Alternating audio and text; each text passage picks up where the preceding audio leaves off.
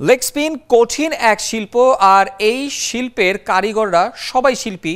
সে কারণে নিজেকে শিল্পী মনে করেন south African leg spinner Imran Tahir. জানিয়েছেন শেন ওয়ার্নের বিদায়ের পর প্রায় হারিয়ে যেতে বসা লেগ স্পিনকে দাপটের সাথে ফিরিয়ে আসতে দেখায় তার ক্রিকেট জীবনের অন্যতম সেরা অধ্যায়। ইমরান তাহিরের সাক্ষাৎকার নিয়েছেন দেব চৌধুরী। সিকান্দার রাজা আর ইমরান তাহির বেশ ভালো বন্ধু। বিপিএল খেলতে এসে দুই বন্ধু প্রায়ই ঘুরে বেড়ান, আড্ডা দেন। সিকান্দার রাজার সাথে এমনই এক আড্ডা শেষের সন্ধ্যায় খেলাযোগের সাথে ইমরান তাহিরের আলাপন।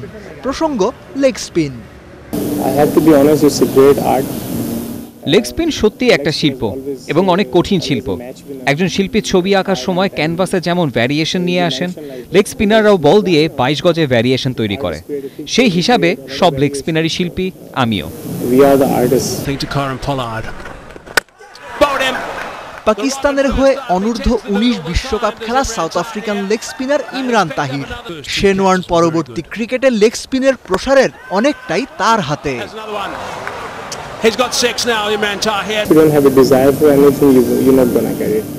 লেগ স্পিনার হতে প্রচন্ড ইচ্ছাশক্তি দরকার, সাথে সাহস।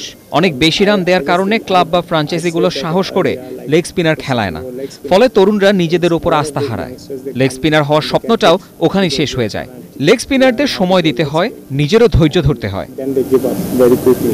আগামী বিশ্বকাপে যে কোনো দলের জন্যই কি ফ্যাক্টর হবেন লেগ স্পিনাররা, বিশ্বাস করেন ইমরান তাহির। যদি ভুল না করি, ওয়ানডে র্যাঙ্কিংয়ে সেরা 10-এ 3-4 জন, টি-20 টপ 10-এ 7 জন লেগ স্পিনার বা রিস্ট স্পিনার। আমি নিশ্চিত এই বোলাররাই বিশ্বকাপে পার্থক্য করে দেবে।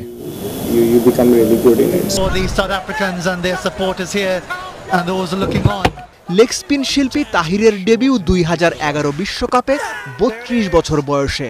প্রায় 40-এ এসেও আরেকটা বিশ্বকাপের স্বপ্নই দেখেন ইমরান তাহির।